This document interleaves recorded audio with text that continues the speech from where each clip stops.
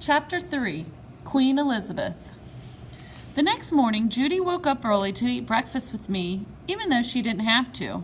She's such a good sister. I made 2 bowls of oatmeal and put one down in front of her. "Promise me something," Judy said. "What?" I asked. "Promise to say at least one complete sentence today." "Yes, ma'am," I said. Sometimes Judy was as bad as Mother. "I mean it," said Judy. "At least 5 words, together, in a row. Yes and no don't count." "I promise." "That's only 2, said Judy. "To talk a lot," I added. "That makes 6. Judy laughed. I grinned and finished my oatmeal. "Marley!" My father poked his head into the kitchen. "You ready?" Last year, Daddy had started driving me to school. The first time was the day after one of the colored girls from Central had been surrounded by a mob at the bus stop. In the picture in the paper, the white people were yelling at her, and yet she held her head up high. I couldn't understand why half of Little Rock was screaming over a few colored kids. Surely they weren't all stupid enough to believe Sally. It happened again a few months later. Daddy had invited a colored pastor to come talk to his Bible study group at church. He said the meeting had gone well, but the next day he'd found a note tucked in with the morning paper. He didn't let any of us read the note, not even Mother, but he drove me to school every day after that. Daddy and I didn't talk in the car, but it was a comfortable silence. The closer we got to school, the more nervous I became, so I started counting prime numbers in my head again. I'd reached 67 by the time Daddy dropped me off at the front entrance to West Side Junior High. It was a large building, but of course I'd visited when Judy had been a student, so it only took me a minute to find my 7th grade homeroom and sit down. I knew pretty much everyone there. Sally was 2 rows over, talking with Nora. Unlike Sally's strong cough syrup, Nora was a weak fruit punch. She had horn-rimmed glasses and was convinced they made her ugly, even though she had a long neck and the straightest, smoothest hair I'd ever seen. In the back was a new girl. She had a short, dark hair, just like Judy's, tied back with a ribbon. She had neatly trimmed fingernails, which reminded me to stop chewing on my pinky, and a lovely tan, too, like she'd been at the pool all summer, though I hadn't seen her there once. Sally got up and walked over to her desk. Nora went too. "Hi, new girl," Sally said in her bright, clear voice. "What's your name?" The new girl looked up and smiled. A wide, honest, open smile. I knew she thought Sally was being sincere, but I would have bet all the money in my piggy bank that she wasn't. "Elizabeth," said the new girl. "What's yours?" "Sally," said Sally. "It's nice to meet you, Bethy." "Oh, it's not Bethy," said the girl. "Lizzie?" guessed Sally. No, Elizabeth, said the girl, like the Queen. Sally looked at her blankly. "The Queen of England? Did you hear that, Nora? Her name is Elizabeth, like the Queen of England." Sally burst out laughing. I couldn't bring myself to look at the new girl. I was sure she felt awful. I started counting prime numbers again. 2, 3, 5, 7, 11. But the new girl started laughing too. "Yeah, like the Queen of England. But you can just call me Your Highness." Nora tittered. "Your Highness?" repeated Sally. "That's right," said Elizabeth, "unless you prefer a royal one." Nora had to gulp down a giggle. I couldn't quite tell if she was amused or nervous. No one spoke this way to Sally. The new girl suddenly grinned and slapped Sally on the shoulder. "I'm just kidding, of course. Liz is fine." Sally gave a little smile. Before she could say anything else, Miss Taylor, our homeroom teacher, walked in, and Sally and Nora sat down. Miss Taylor was one of those teachers you just can't imagine anywhere but school. She'd been teaching forever and always pulled her blonde hair back into a bun. As she handed out our schedules, I noticed her sweater had a couple of dropped stitches on the back, as if she'd made it herself. I had Miss Taylor again for history in the afternoon.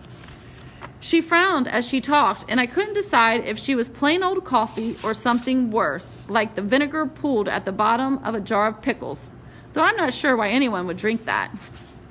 After homeroom came English, then science, and right before lunch I had math.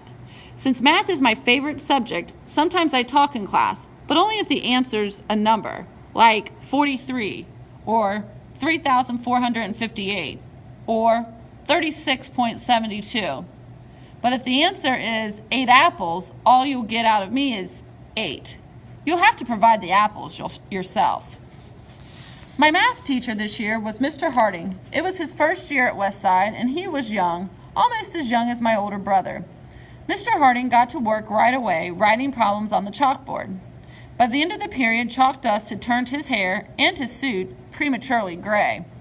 He called on everyone in the class at least once, even the girls, even me. I answered. It was 3:45. My old math teacher had asked the boys to answer 3 times as often as the girls. I knew because once last year I'd gotten really bored and I'd kept track of who she'd call on for a whole week. I decided Mr. Harding was a chocolate milkshake, and I liked him a lot. Pretty soon it was lunchtime.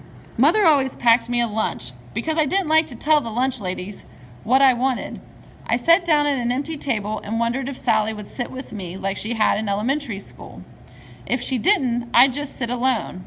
There are worse things in life than sitting alone, like leprosy or losing a limb, or maybe getting your period in the middle of gym when you're wearing white shorts and the teacher is a man and you left all your sanitary napkins at home. Not that that's ever happened to me. I was just biting into my pimento cheese sandwich when I heard someone clear her throat. It was the new girl, Elizabeth, or Liz, or whatever she wanted to be called. "It's Marley, right?" she asked. I nodded, wondering how she'd already figured out my name. "Mind if I sit here?" Truth was, I did mind, but if I shook my head, it would mean I didn't, and Liz would sit down. If I nodded, she might think that was a positive response and sit down anyway. I couldn't say no because that would be rude, and so I looked up at her, hoping she'd understand and go away. In that moment, with her hair pulled back and her clear brown eyes, she looked just like Judy. "Please sit down." Liz sat. It took me a second to realize I had spoken to a stranger. Mother would be thrilled. Judy would say this was real progress, even if it had only been a reflex since she looked so much like my sister. I cursed myself for only using 3 words. Now I'd have to work another 2 and sometime this afternoon. "Thanks so much," Liz smiled. "I hate eating lunch alone." I hate eating lunch alone too, and I knew that was the polite thing to say, but I didn't say it. "Don't worry," Liz continued, taking a bite of her sandwich. "You don't have to actually talk to me. Just sitting here is enough." I snorted and looked up to see her grinning at me. A sense of humor was on Judy's list of what makes a good friend. But what was Liz's drink? Was she really as wholesome as whole milk? Or was she like a shot of whiskey given to you by your older cousin? I couldn't place her, and it made me nervous. Sally and Nora finally arrived at the table. "That's my seat," Sally said, pointing at Liz's chair. Nora hovered behind her. "Oh, is it?" said Liz mildly. Sally stood there for a moment before she realized Liz wasn't going to move. "But you can sit in it," Sally said suddenly, like she was being really nice. "Why, thank you," said Liz. "Marley doesn't talk," said Sally, pointing at me. "That's why I have to sit next to her. We've known each other a long time." "She doesn't?" said Liz. "But she just invited me to sit down." "She did?" Sally asked and looked at me. I was about to nod when I realized if I said something, I could bring my word count up for the day up to 5.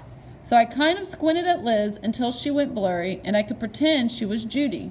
And I took a deep breath and counted 13, 17, 19, 23, and said, "I did." Liz nodded and smiled. Her teeth were straight and very white. Oral hygiene is very important. I never skip brushing my teeth myself. "Why didn't we see you at the pool this summer?" asked Sally, tossing her blonde hair. She always did that when she wanted someone to stop what they were doing and pay attention to her. "You're Sally, right?" said Liz. Sally looked pleased that Liz had already learned her name. "Well, my family just moved here." And with that, Queen Elizabeth started her reign.